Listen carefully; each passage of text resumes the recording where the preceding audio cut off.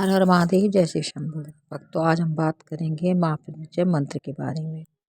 ओम त्र्यंबकम यजामहे सुगंधिम पुष्टिवर्धनम उर्वारुकमिव बंधनात् मृत्युर्मुक्षयमामृतात्।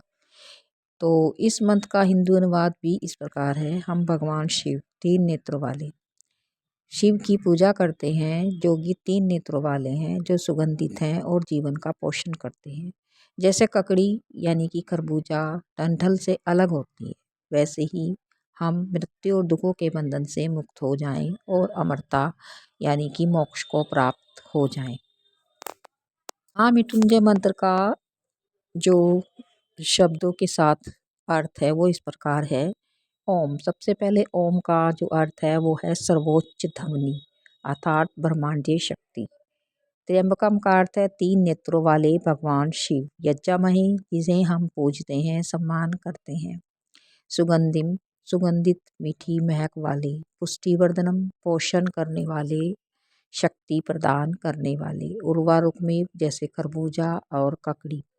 बंधनान, बंधन से। मृत्यु मोक्षे, मृत्यु के भय से मुक्त करते हैं। मामतात, अमरता और मोक्ष के लिए। यह मंत्र शिव पुराण के अनुसार रोगों, अकाल मृत्यु के भय से मुक्ति और जीवन में सुख समृद्धि के लिए जाप किया जाता है। शिव पुराण के अनुसार इसकी उत्पत्ति ऋग्वेद के से यह मंत्र लिया गया है। इसे त्र्यंबकम मंत्र के नाम से भी जाना जाता है, जिसका उल्लेख यजुर्वेद और अथर्ववेद में भी मिलता है। यह भगवान शिव को समर्पित सबसे शक्तिशाली मंत्र है। इसके रचयिता ऋषि मार्कंडेय जी हैं, जिन्होंने भगवान शिव की तपस्या के दौरान यह मंत्र प्राप्त किया था। इसका अर्थ है कि यह मंत्र मृत्यु पर विजय और स्वास्थ्य प्राप्ति के लिए जपा जाता है। महामृत्युंजय मंत्र के बारे में अनेक कथाएं और विधियां प्रचलित हैं, जिनके माध्यम से ऋषियों को यह मंत्र प्राप्त हुआ। उन्होंने इसका उपयोग दीर्घायु, कर्मों के नाश, रोगों के उपचार आदि के लिए भी किया। सरल शब्दों में महामृत्युंजय का अर्थ है कि वह व्यक्ति जो मृत्यु के बंधनों से मुक्त हो या जिसने मृत्यु पर विजय प्राप्त कर ली हो। यहाँ मृत्यु का अर्थ है शारीरिक रूप से शरीर से विदा होना ही नहीं है, बल्कि भावनाओं, उपलब्धियों और संपत्तियों आदि का भी प्रतीक है। किसी सिद्ध गुरु से दीक्षा प्राप्त करने के बाद इस मंत्र का जाप करना चाहिए, जिससे कि हम सभी कर्म के सभी बंधन से छूट जाते हैं और व्यक्ति अमरता को प्राप्त कर लेता है। यही इस मंत्र का सर्वोच्च आशीर्वाद है। हालांकि अधिकांशतः हम इसका जाप रोगों के उपचार, गंभीर रोगों में दर्द कम करने आदि के लिए भी करते हैं, क्योंकि इस मंत्र के कर्म निरोधक गुण में विश्वास करते हैं। तो लेकिन यह भी कहा जाता है कि कर्म से बचना असंभव है, यानी इससे छुटकारा नहीं मिल सकता। आप पीड़ा या कष्ट को इस मंत्र के जाप करने से कम कर सकते हैं, लेकिन अपने कर्मों के बंधन से नहीं छूट सकते। ऋषि मार्कंडेय जी की प्रसिद्ध कथा इस प्रकार है कि उनके माता पिता ऋषि मरकुंडू और उनकी पत्नी दोनों शिव योगी थे, यानी शिव भक्त थे, और उनकी साधना ऐसी थी कि इन्होंने अपने सभी कर्म बंधनों को नष्ट कर दिया था और सिद्ध अवस्था को प्राप्त कर लिया था। हालांकि कर्मों के अभाव में वे निसंतान थे, इसलिए उन्होंने भगवान महादेव से संतान प्राप्ति के लिए प्रार्थना की। भगवान भोले शंकर प्रसन्न हुए और उन्होंने उन्हें यह वर भी दे दिया, जिससे कि उन्हें संतान की प्राप्ति हो। लेकिन उन्होंने उनके सामने एक शर्त रखी कि या तो उन्हें कम बुद्धि और कम विकसित संतान का चुनाव करना चाहिए, या फिर एक अत्यंत बुद्धि और विकसित संतान का उन्हें चुनाव करें, यानी कि उन्हें उसकी प्राप्ति होगी, जिसकी आयु कम होगी, केवल 16 वर्ष। उन्होंने दूसरा विकल्प चुना और मार्कंडेय का इस प्रकार जन्म हुआ। उन्होंने उनका पालन पोषण एक शिव योगी के रूप में किया और वे एक विकसित आत्मा थे, इसलिए वे शिव योग में निपुण हो गए, अर्थात मार्कंडेय जी भी भगवान शिव के भक्त बन गए। लेकिन समय बीतने के साथ जब वे अपने 16वें जन्मदिन के करीब थे, उन्होंने अपनी माता पिता को रोते हुए देखा। पूछने पर पता चला कि शिव ने उनके सामने एक शर्त रखी थी उनके जन्म के समय। इसके बाद उन्होंने अपने माता पिता दोनों को सांत्वना दी की और कहा कि इस समस्या के समाधान के लिए वे तपस्या करेंगे, और वे इस प्रकार तपस्या करने भी चले गए। उन्होंने पूर्ण एकांत में भगवान महादेव की तपस्या आरंभ की। उनका पूरा ध्यान महादेव पर ही केंद्रित था। वे पूरी तरह से अपनी चेतना में विलीन हो गए। चूंकि वे पहले से ही शिव योग में निपुण थे, शिव के साथ एकात्म अवस्था में, तो वे शिव के भक्त बन गए। ऐसा कहा जाता है कि इन्होंने अपने पवित्र बीजों के साथ महामृत्युंजय मंत्र के रूप में उनका ध्यान किया।